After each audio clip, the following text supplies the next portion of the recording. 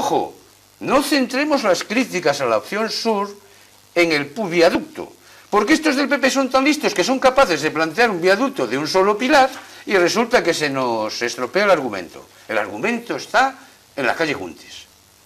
Bueno, antes la portavoz del Partido Socialista reclamaba más transparencia en relación a las alegaciones, ¿no? En relación a todo el proceso administrativo que se ha seguido, ¿no? Pois efectivamente, eu creo que as entidades que tuveron que esperar prácticamente 2 anos para recibir respostas das alegacións, mesmo o Concello de Ferrol, que tamén as presentou preocupado como estaba polo efecto na ría de Ferrol, e non solamente na ría de Ferrol, sino outra serie de cuestións que podían afectar mesmo ao planeamento da cidade de cara ao futuro, preocupado pola sostenibilidade desta infraestrutura, pois creo que si antes de facer ese estudio a propia ministra, antes de sacar a licitación, a propia ministra impulsara, aínda que non seña do seu departamento, impulsara que salira adiante a declaración de impacto ambiental e a resposta das alegacións, non se tuveran producido esas angustias que se produciron pouco menos que dando a entender que se iba a facer un proxecto sin ter coñecemento de cales iban a ser os argumentos da declaración de impacto ambiental. E volvendo ao asunto que nos acolle hoxe aquí. Realmente a declaración de impacto ambiental na súa páxina 11 di: el promotor contesta, y el promotor se refiere al promotor que suple al verdadero promotor, que es la autoridad portuaria, porque le llama promotor al que ha presentado la propuesta, que es ni más ni menos que la Dirección General de Ferrocarriles del Ministerio de Fomento. Y contesta, dice en el punto 2, es cierto que la alternativa sur es la de mayor impacto sobre el dominio público marítimo terrestre y el medio marino, pero esto es solo un factor dentro del conjunto de factores analizados. Lo cierto es que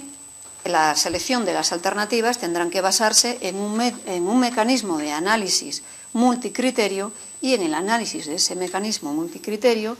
globalmente, la alternativa sur es la más ventajosa. Y en ese sentido, creo que donde subxace a preocupación de todos nós. E por eso quero recordar esa frase de salvemos la malata.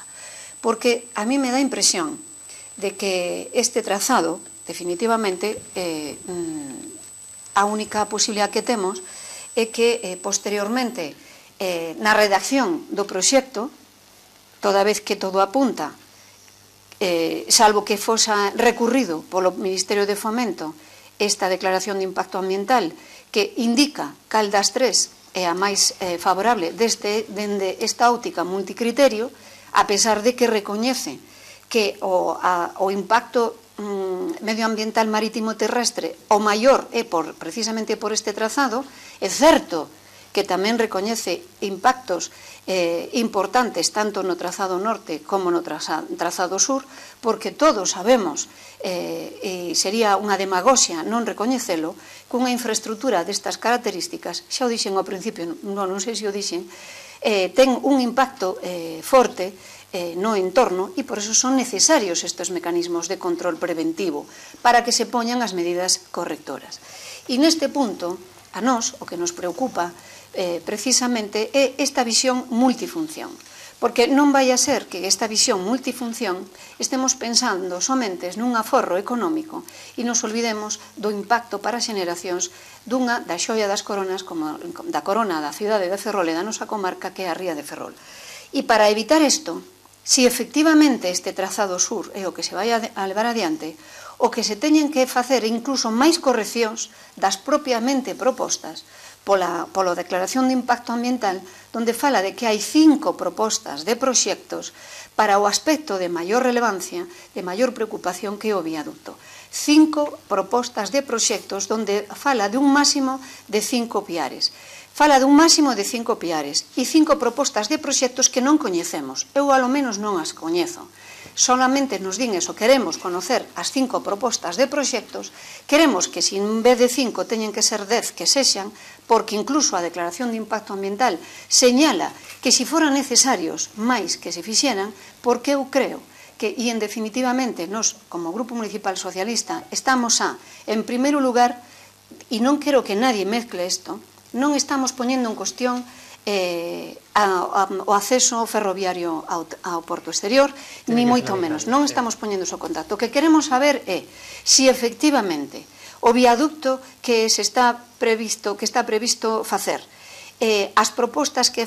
se sacan da día, que non son totalmente claras, e que ademais é necesario chegar a solucións, como tamén recolla propiamente a día, de acordos cos propia cofradía de mariscadores para buscar alternativas. O que queremos pedir e o que queremos saber é que se antes de que definitivamente se faga o proxecto constructivo, se van a ter en consideración as opinións que den non solamente os propios mariscadores como defensa precisamente desa actividade económica imprescindible para a nosa comarca e se efectivamente algunha das opcións baralla que non vaya ningún dos pontóns. Porque non só se trata do impacto de recheo, co que naturalmente estamos absolutamente en contra, sino que tamén se trata de ver o impacto visual nun espacio, dende logo, que hai que cuidar, non ahora, sino a futuros. Luego, en ocasión, volvería a ampliar. Sí, seguiremos analizando esta gran obra. Y hablábamos antes de las alegaciones. Bueno, el BNG ya ha manifestado en más de una ocasión que no se han contestado como debían haberse contestado, ¿no? Sí, ben,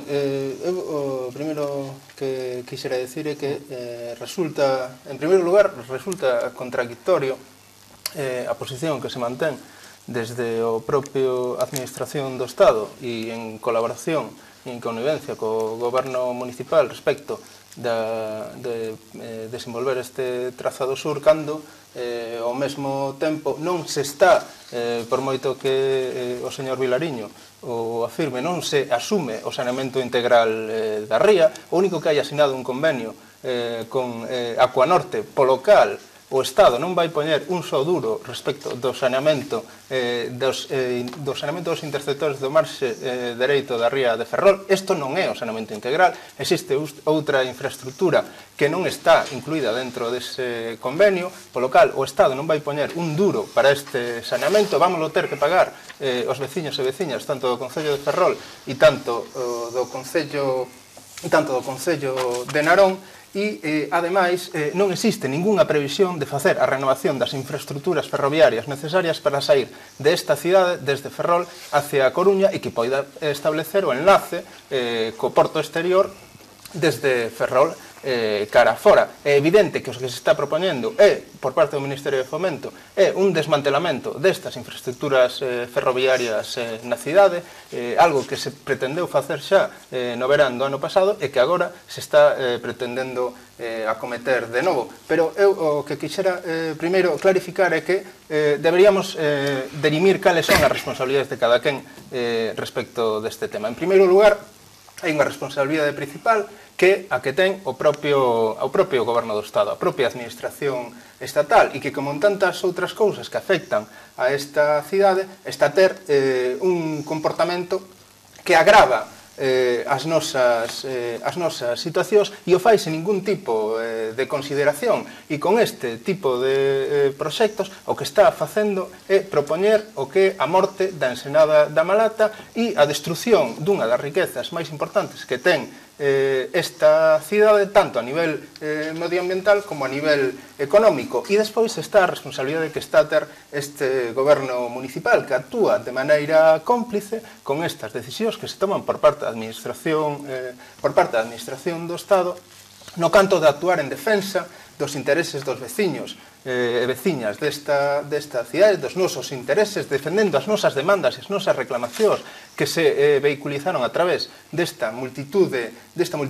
de alegacións e que se posiciona respecto deste proxecto dunha maneira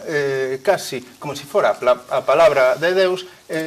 respecto das determinacións que establece esta día, que ten moitísimas carencias. Pero xa temos algún e que outro exemplo de que cal é o comportamento deste goberno municipal, cando no seu momento non cuestionou en ningún momento o feito de que a propia Administración do Estado, a través das súas estruturas, determinase que o dique flotante para o sector naval da cidade non era executable porque a Unión Europea impedía a súa construción. Algo que se demostrou que nin se solicitase, nin se tiña solicitado esta esta cuestión cando, ademais, o dique flotante non pode estar sometido aos dictámenes da Comisión da Competencia da Unión Europea porque é unha infraestructura, non é un produto que se poida comercializar. E entrando no que é a cuestión da propia declaración ambiental e da propio proceso tal como se ten desenvolvido, pois mire, decir que esta declaración de impacto ambiental ten moitísimas carencias. En primeiro lugar, o estudo sobre o que se fai esta declaración de impacto ambiental, sobre o cal se escolle esta alternativa sur, faise en función duns estudos vinculados a obras anteriores que teñen un desfase respecto á realidade actual. Isto se pregunta e se comenta nas propias alegacións. A resposta por parte do Ministerio que os erros non teñen relevancia nos resultados. Existen nos propio estudio previo para a elección do orzamento orzamentos diversos confusos para cada unha das alternativas e en cada unha das fases. Respecto a isto non hai ningún tipo de resposta. Se comenta que non se valoran todos os impactos. A única resposta que se fai nesta día é que sí que se valoran, pero curiosamente ao longo da día se di que é necesario recabar máis información en función das alegacións feitas o estudio informativo. Ou se valoran todos os impactos ou non se valoran. E despois existe unhas afirmacións respecto do que a situación en que vai quedar a ensenada da Balata que son bastante cuestionables e que seguramente podamos desenvolver máis adiante. Pues hablaremos de ello más adelante, vamos a hacer una pequeña pausa y ahora hablará el portavoz del gobierno de Ferrol, señor Vilariño, sobre, pues por ejemplo, esta declaración de impacto ambiental que vemos que está siendo vista de diferentes maneras por los grupos municipales. Volvemos, como decimos, en unos segundos y ya saben que en la segunda parte de este programa ustedes tendrán la palabra, si lo desean, llamando al 981 36 99 13. En unos segundos seguimos debatiendo sobre la conexión ferroviaria al puerto exterior.